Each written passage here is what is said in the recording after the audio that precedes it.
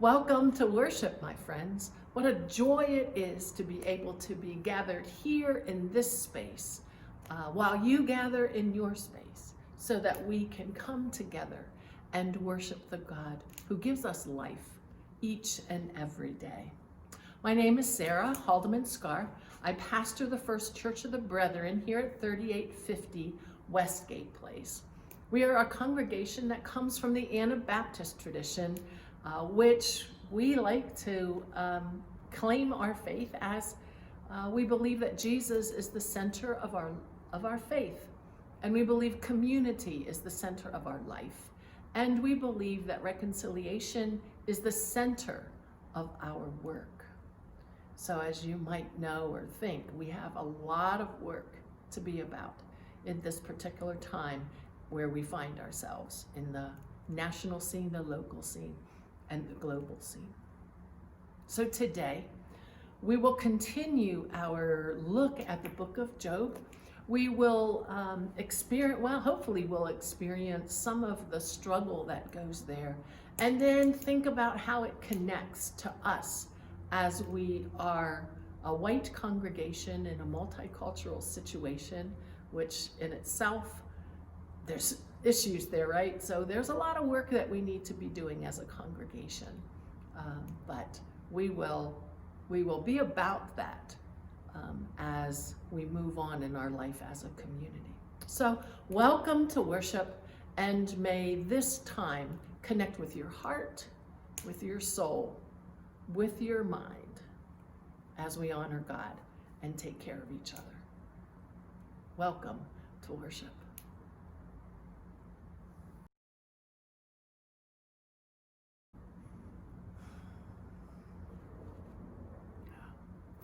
Voices of love, as we all know, come in many different shapes, sizes, and many different ways to share that voice of love. So this last Sunday on June 7th, our congregation met in its business meeting for June, and we shared a confession of white privilege. That is a voice that acknowledges that we are part of a society that's dominated by white privilege, and that domination has created a system that doesn't really value Black and brown lives as much as it values white lives. So we raised our voices in that statement to say that Black lives do matter, and that we as a congregation and we as white folks need to educate ourselves so that we can recognize the complicity and the complacency that we participate in that continues to perpetuate the current system that oppresses people of color in our country. We can't change others, but we can change ourselves. And in changing ourselves and the way that we interact with others can change that cycle of interaction. So by working on ourselves, I hope that we will be able to affect maybe little changes, but have faith that those little changes will lead to a lot. The actual statement can be found on our webpage, oasisforpeace.org.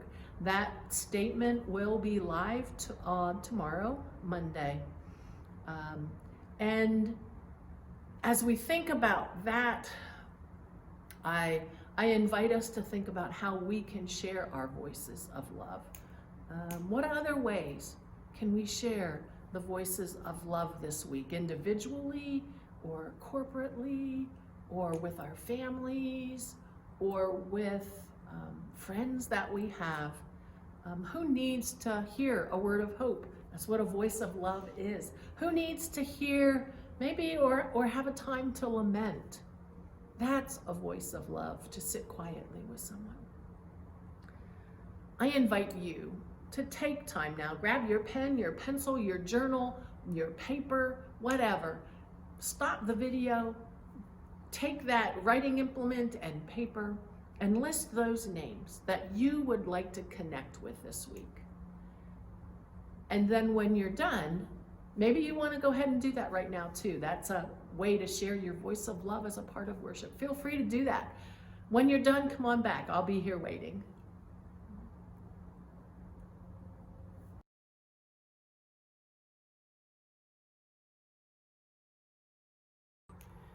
Time of prayer. I invite us to bring our voices back together in this corporate space of worship. And as we regather for prayer, I want us to recognize that prayer is another way to share our voice of love with God. So I invite you to center yourself with your breath, as we have been doing, as we've joined together online. Take a deep breath in. I'm going to invite you to take a count of 4 on that deep breath, then hold it for a count of 4, and then release it for a count of 4. In that intentionality, we can reconnect to who we are, recognizing that that breath is the breath that God gives us. It's the breath of the Spirit that we encounter each and every day. So we take a breath in of 4, hold it for 4, and out for 4.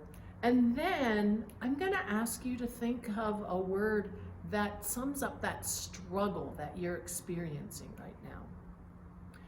Think of that word. And then I'm going to invite you to breathe a breath in on that word. Hold it there as that word of struggle transforms into a word of hope. And then on the out 4 count, I invite you to expel and live into that breath of hope. Give that hope to the world. So it would look like this: breathing in 4, holding 4, letting out 4. Your word of struggle. And then hope. Your word of struggle.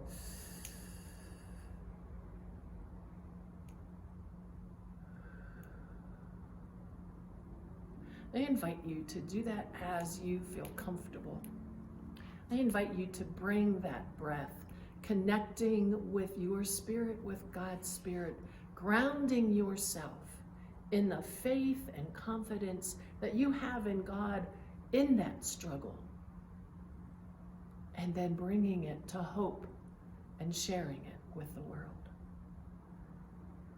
Breathing in, holding. Now as you're ready,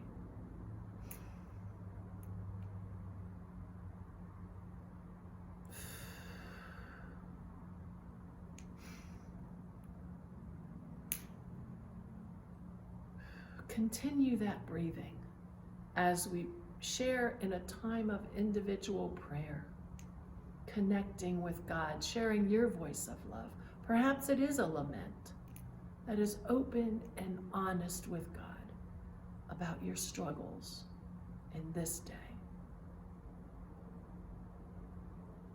Gentle Shepherd, come and lead us.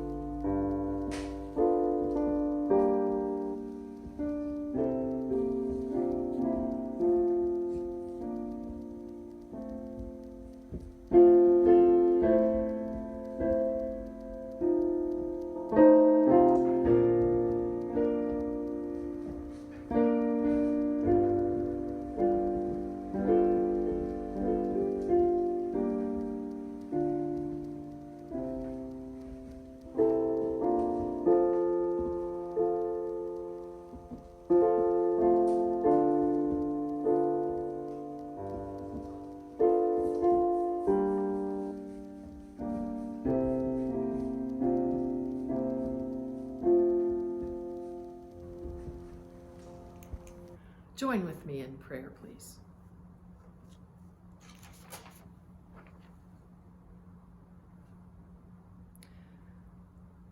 God, there are days that I am so discouraged. The world seems to be falling apart. And every which way we turn, we're confronted with change. The world seems to be unraveling, which in many ways is good. And in so many ways, it's just crazy frightening. New realities take shape right in front of me. It's hard to stay confident that this is the way forward, to stay confident that all will be well, when most of what I am a part of has created this larger system that needs to fall apart. I need you to restore my hope, oh God. I need you to be present with us, with me, with all of us, and assure us that all will be well, that we can change, that we can listen deeply to our brothers and sisters, black, brown, and we can hear the pain and the struggle of all of those who want that change so that we can change. And in that, our own pain and grief. Bring me back to your house, oh God. Help me to feel your embrace. Help me to feel the strength of your constant love in this process of deconstructing that which is and moving forward to reconstruct a better place, a new world. I know, oh God, that you hear me. My prayer is that we can open ourselves to your voice so that we can hear others in compassionate and transforming ways. It's so easy to interpret the world on my terms, oh God, to open my ears and my heart to hear what I want to hear. That causes me to interpret this world from my construct. Oh God, open my heart, open my eyes, open my ears to hear of a new world that needs to be developed and of the pain and struggle that is here in this world for those who are different. And as we are a part of that work, oh God, let us find your blessing.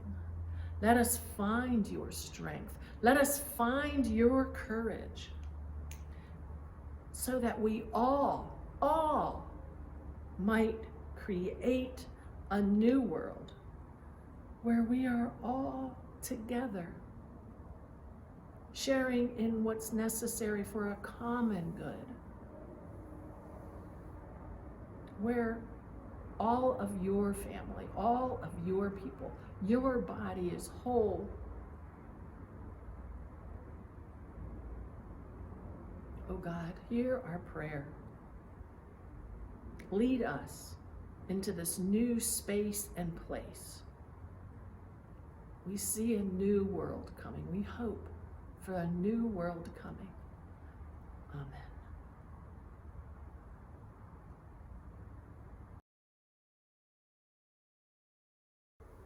We continue our walk through the book of Job.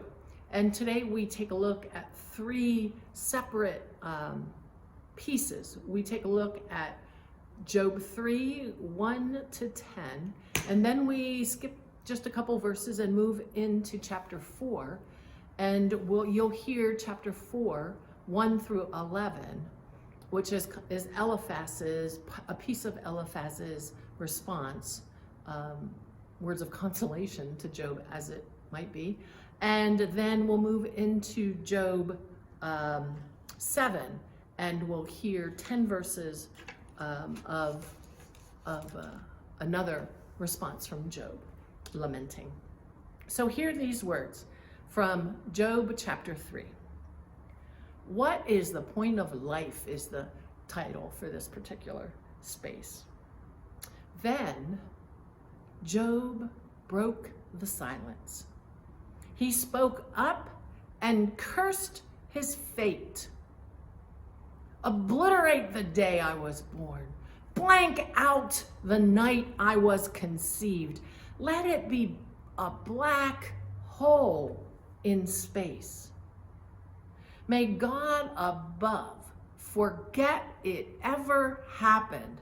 Erase it from the books. May the day of my birth be buried in deep darkness, shrouded by fog, swallowed in the night. And the night of my conception, the devil take it. Rip the date off the calendar. Delete it from the almanac. Oh, turn that night into pure nothingness. No sounds of pleasure from that night ever. May those who are good at cursing curse that day. Unleash the sea beast, Leviathan, on it. May its morning stars turn to black cinders, waiting for daylight that never comes, never once seeing the first light of dawn. And why? Because it released me from my mother's womb into a life with so much trouble.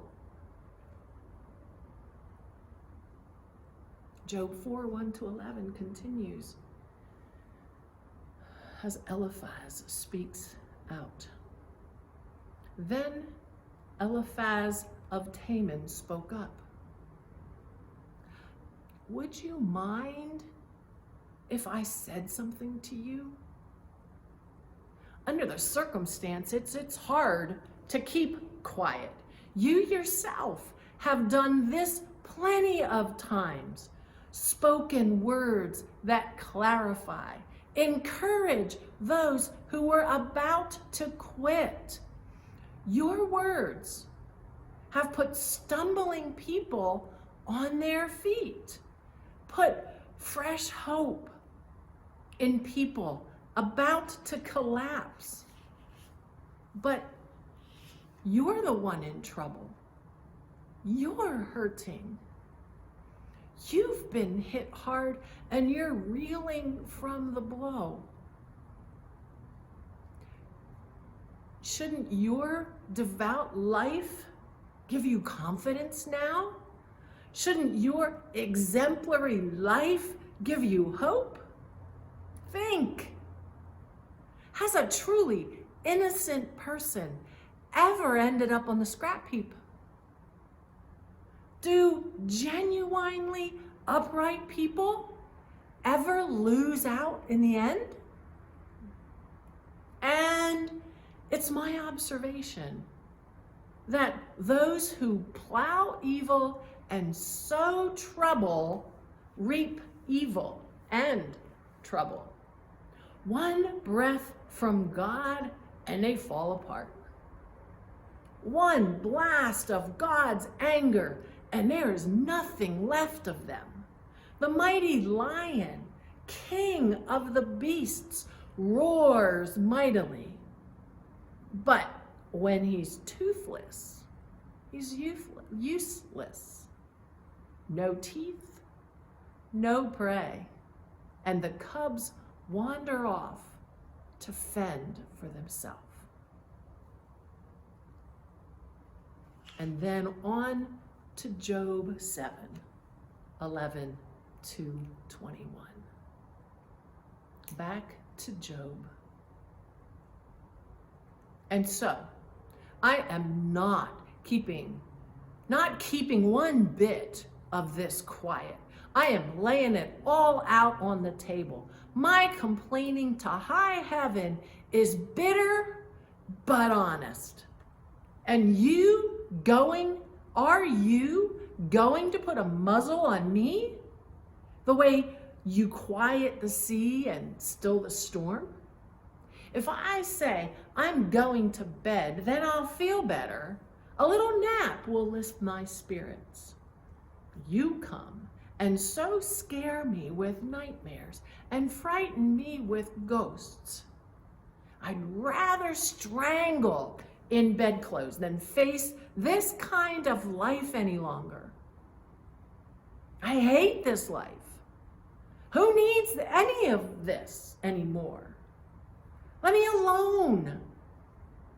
There's nothing to my life. It's nothing but smoke. What are mortals anyway that you bother with them?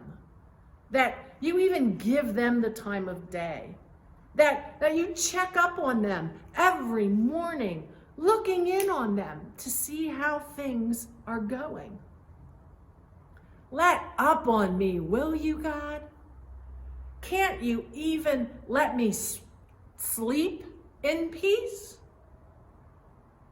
Even suppose I sinned. How would that hurt you? You're responsible for every human being. Don't you have better things to do than pick on me? Why make a federal case out of me?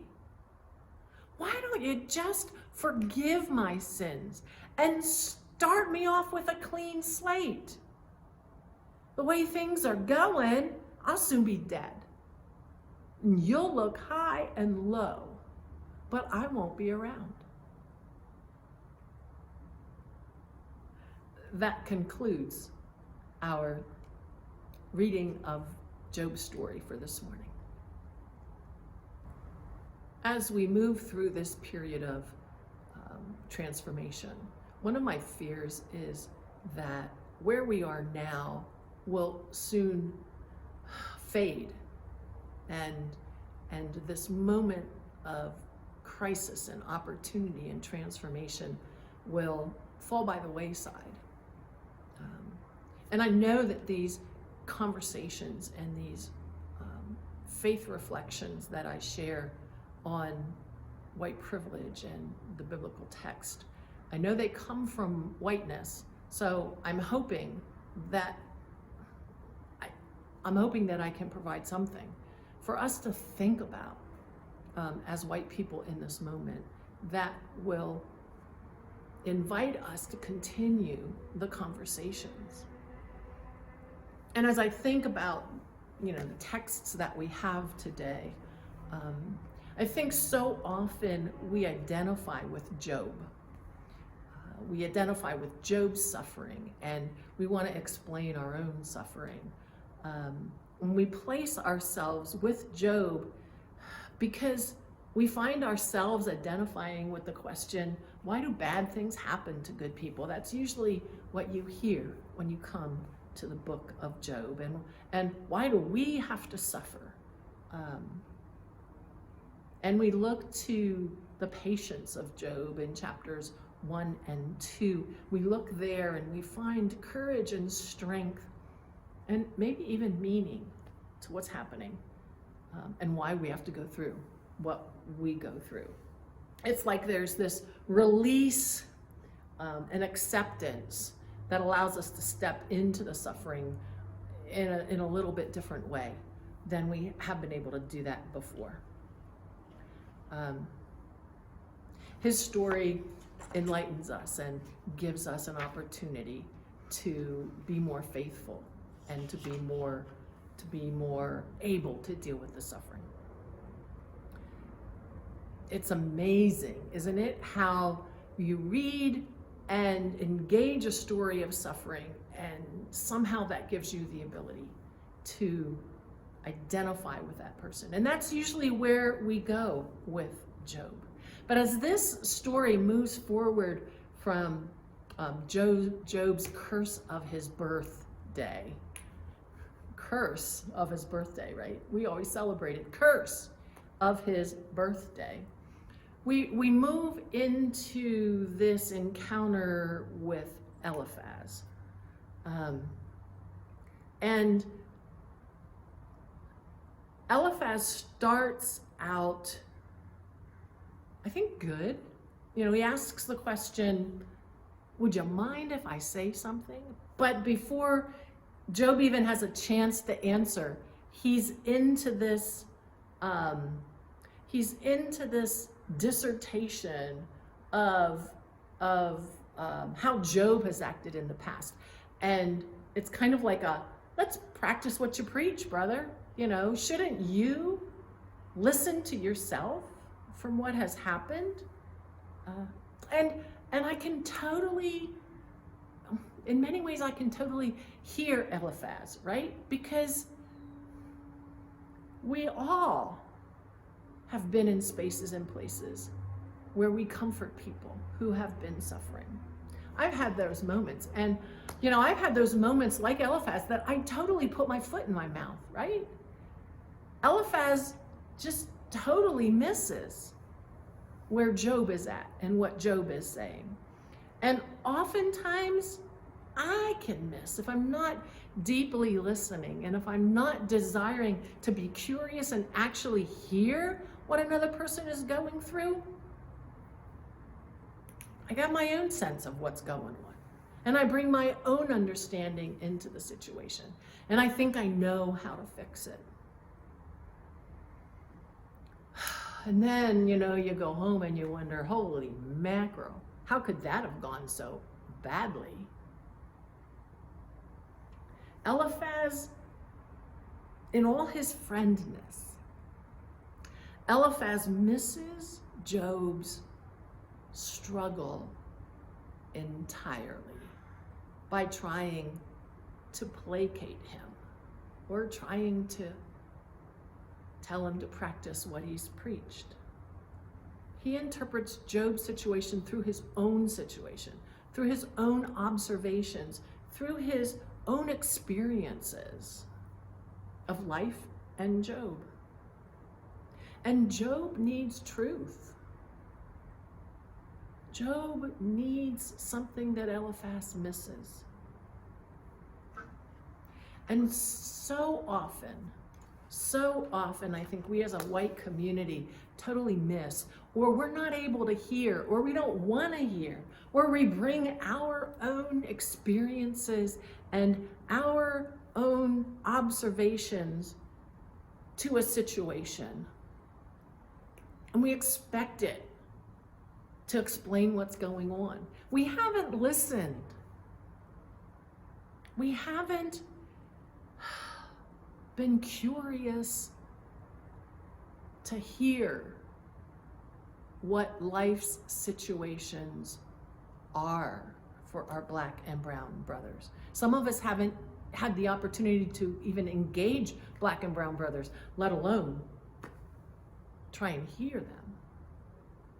Drew Hart, in his book, The Trouble I've Seen, says, and I quote, "If racism socializes people to overvalue white bodies as though they were created to rule and dominate over others, then Blackness has been conceived as its polar opposite. Blackness in our racialized society has been ascribed with all kinds of negative features and resided at the bottom of the racial hierarchy.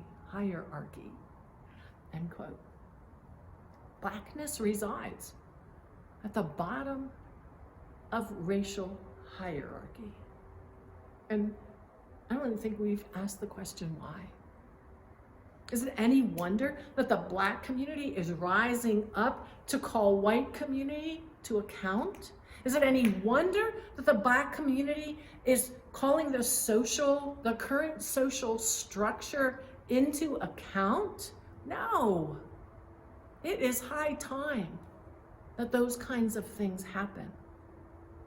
And unlike Eliphaz, the white community, we need to do some heavy lifting. We need to open our eyes and our ears, and we need to listen. And we need to educate ourselves.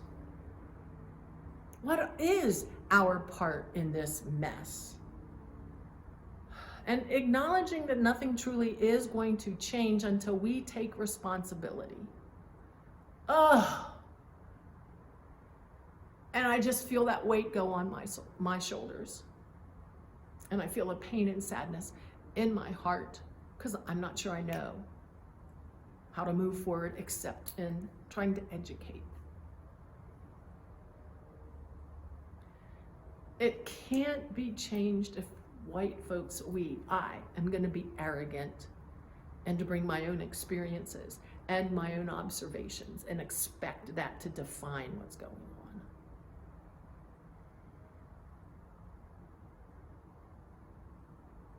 But the real deep work is painful, and it's got to be dealing with educating ourselves to our flaws. And that is never easy, right? I don't like to think that I'm a bad person. I don't like to think that I've done something that can hurt others. But I have, just by being a part of the system. I don't know where we go or how we move forward with the statement that we did last Sunday, but I do know we have to start thinking and educating ourselves. And I do know it's going to be painful. Anytime you recognize harm and work through it toward real reconciliation, which we say is the center of our work, anytime we do that, it's hard, it's painful. And I expect us to bumble through the challenges of learning, the challenges of seeing, the challenges of listening. I expect us to bumble through, and I expect to think through what I do with intention, wondering how I perpetuate, even wondering how my sermons come from white perspective. The societal situations and the society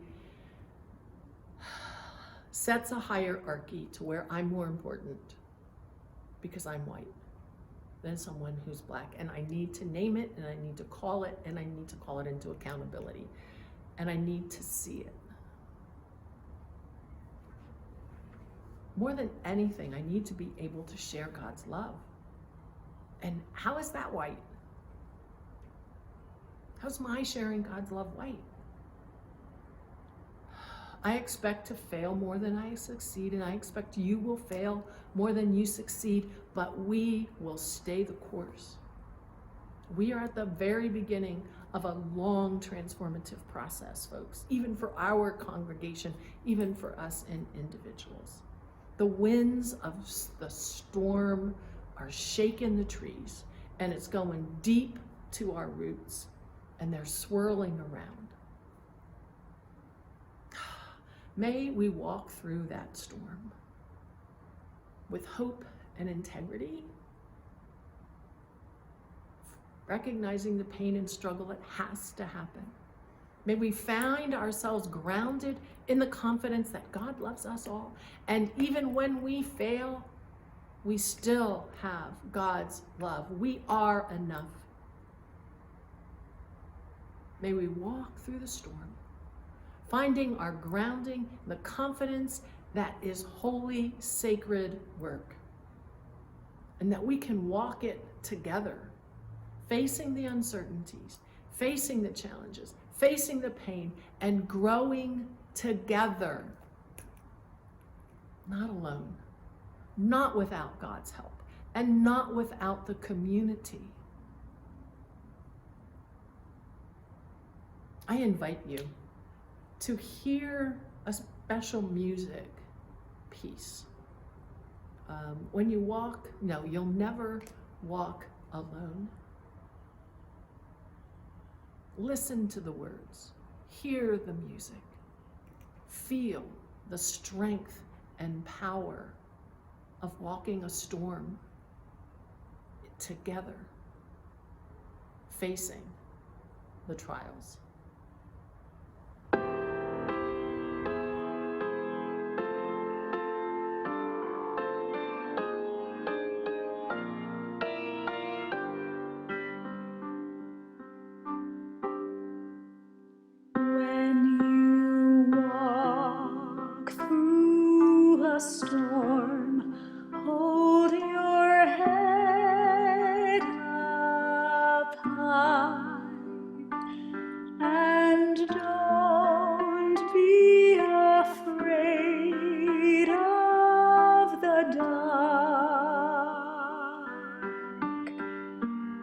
At the end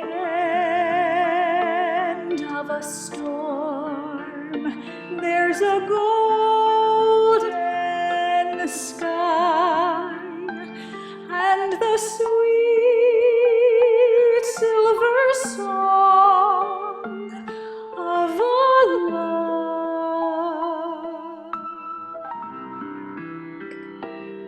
Walk on through the wind, walk on through the rain, though your dreams be tossed and blown. Walk on, with hope in your heart, and you'll never walk alone. You'll never walk alone.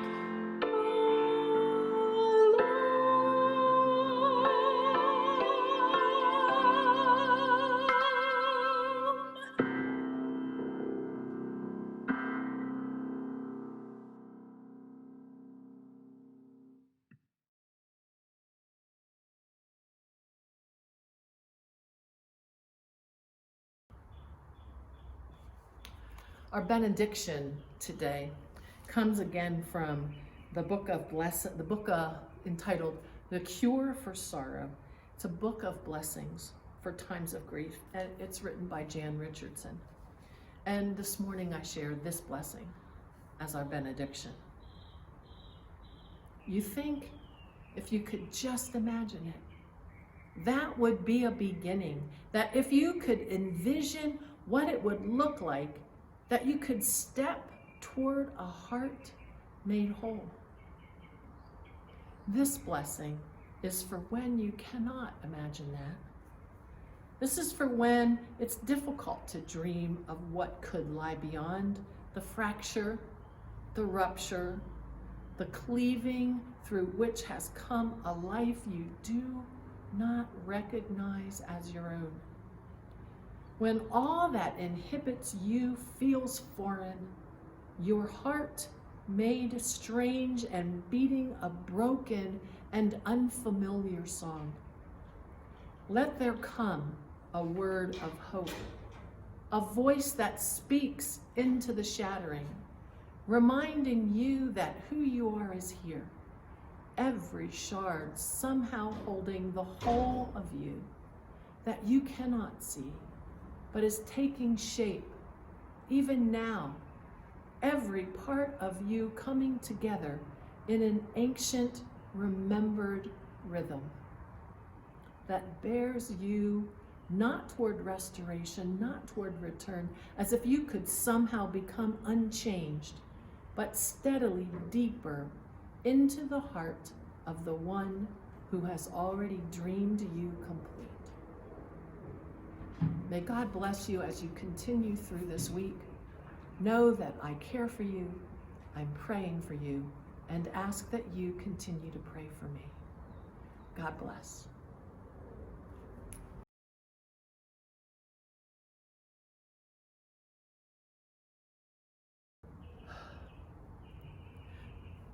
Just wanted to take the opportunity to share some announcements with you this week so that you can mark your calendars as you would like. This Wednesday evening at 7 p.m., Judy Stout is going to be sharing with us about Nigerian culture while she was down there to help us maybe get a glimpse of what Nigerian culture is like. So I will be sending out a Zoom link on Wednesday for that. If you're not a part of our normal Zoom link email, feel free to give me a text, 619-573-5784, and text me your email, and I would be more than happy to share the Zoom with you. We have reported that the denominational annual conference is canceled in July, but this week we just received words that there's going to be a children's worship, an adult worship, and a Church of the Brethren concert. So check the announcements that came in your email yesterday and see what those dates are and the times are, and you will be able to get information to participate in those events as you wish. Check your announcements for the Congregational Business Meeting highlights. We did approve a statement of white confession, and that's located on our webpage if you'd like to see that. And I believe it's also included in the announcement. So feel free to check that and share that with folks that you feel would be interested in that. We're going to be starting a book study soon about white and confess our white privilege. That information we should have next Sunday. So look for that in your announcements next Sunday. Just to let you all know, an exciting thing that's happening in this time of online meeting is Linda Williams continues to meet with a group of youth. It's called the Fun God Group, and they meet Friday evenings and often other times during the week as Linda works with them to teach guitar, as well as Sunday mornings at 10:30 to do some Christian spiritual formation and conversation. So thanks, Linda, for that ministry to our congregation. Have a great week.